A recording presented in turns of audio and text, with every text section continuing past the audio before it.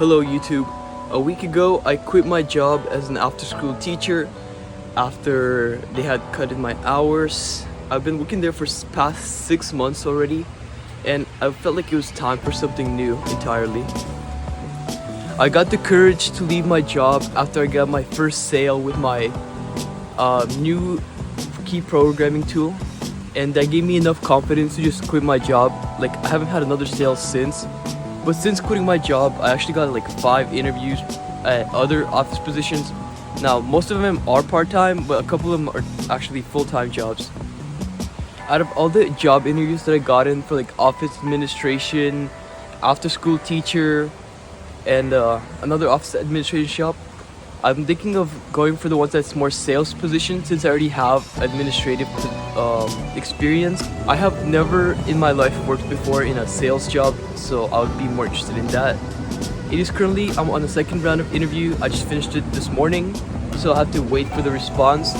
Although it's not as prestigious as an education job or like an office admin job, a sales job could perhaps, put my life into a bit of a more different direction. I'm still fortunate enough to live with my parents still, even though I am planning to move out soon. So quitting your current job that's cutting your hours and stressing you out might not be the best move. Sure, my parents they complained. They thought it wasn't a good move for me. They're like, "Are you gonna go back to working at an Amazon warehouse again, just like I did my previous job?" I was this close to actually considering working at an Amazon warehouse. But from working in education, I realized that there's a lot of education positions that are still open, and once you have like education experience teaching kids and whatever, a lot of more opportunities they open up for you. I recently upgraded my gear so I can actually film a lot better. If this is not good enough, I'll probably buy better stabilizers. But I've been basically discussing what was happening for the past 2 weeks. Since I quit my job, it was like extremely stressful. I just started applying. I made like a resume with DeepSeek, the new AI, the Chinese. From now, like ChatGPT is no longer good enough to send out resumes. I noticed that DeepSeek gives you a new perspective on how to write a resume. Okay, so I am now heading home after my little morning at this park. I'm gonna show you guys my new equipment that I bought for programming car keys. It is a Autel KM100. With that key, I actually programmed a key for my brother's Chevrolet Thrax 2019 and for a Toyota Camry with 2008 hybrid. That first client, like, I had to go with him 2 times. First time I helped him program a key, it failed, and I was pretty frustrated. I think he might have been pretty frustrated. It took me like 30-40 minutes to try to program it, and I still couldn't. But that's because I wasn't like following instructions properly. Like, I could explain more in detail on what happened with my first client, which I'll let you guys maybe make a new video on that. But regardless, that client was like gracious enough to allow me to try for a second time. But I did charge him like a really good price for my service. I charged my client $50 for programming his car key. He did provide a key fob, so that was like a plus. But anyways, on the second try, I was this close to like failing again. I've been like trying to program. I tried different things, resetting all keys, and like nothing would work at all. And then eventually the client just came up to me, was asking like what's going on.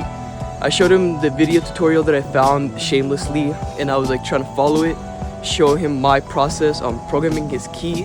Eventually, after watching the video along with him, I realized that the problem was not with the programmer itself or the steps I was doing. The problem was that after I programmed the key, I didn't turn the car off so it would learn it. So after he and I noticed it, I just realized I made like a funny mistake. I turned the car off. I tested the key at first, it didn't work. I was kind of sad. But then I tested it again, I heard a sound, and that's when I knew it finally worked.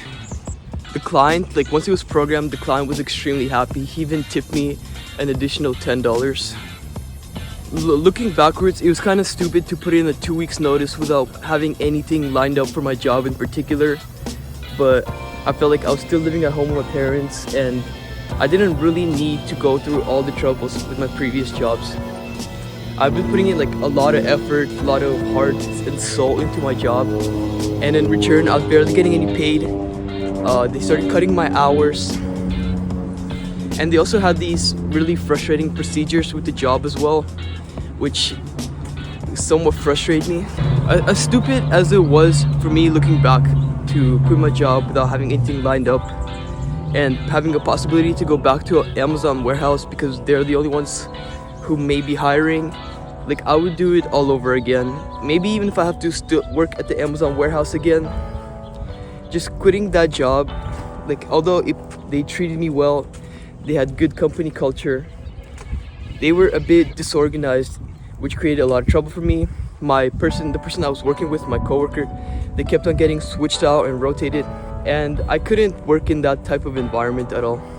Me working at the job for 6 months there, it greatly contributed. I really wanted something different. I had like a really good coworker I was working with. They were teaching me a lot. They were like my mentor. Unfortunately, fortunately they found like a different job, and so they helped me out for the last 2 weeks. And during the 2 weeks I was with them, I learned so much about myself and what are my goals and beliefs that I just decided that this job like might not be as worth it as I thought. I am still grateful for working there though. A true joy in life is found from meeting new people, so that is another reason why I considered finding a new job. I already talked to many of my coworkers. They were interesting and fascinating people, but after working with them for a long time, it just got stale. I mean, they're still interesting and cool people, but I wish to meet more people who have a new perspective on life. Because you will never know. It only takes one person to change your life. If you're always in the same environment, like you're not giving yourself a favor because you need to meet new people. It takes one person to change your life. It takes nobody ever starts off at the top of the mountain. They always slightly scale up little bit by little bit. If you get a little bit better every job, like in the same time you're in the same job, you're gonna be way up higher if you improve just by little every single time. Don't stay in a single place for too long.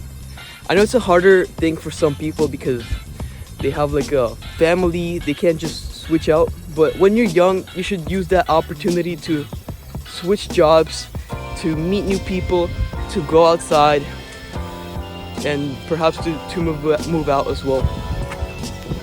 As a mentor of mine once told me, especially in early careers, you must always keep on moving, getting a bit better, maybe better hours, maybe slightly better pay, maybe it's slightly more closer, or maybe even the slightly better work environment. I realized that working as an after-school teacher was not necessarily like the best possible environment I could be in. I could improve a bit more, so I decided to apply to jobs that are indeed slightly bit better. Maybe not as prestigious as like IT and software developer jobs, which I should be targeting for because I'm a computer science major and because they pay a lot, I decided to just humble myself and also apply to other administrative jobs, other education jobs, and even perhaps a sales job, which could be worth a try. With that being said, it was a pleasure making this video. I will talk to you guys next time, and bye.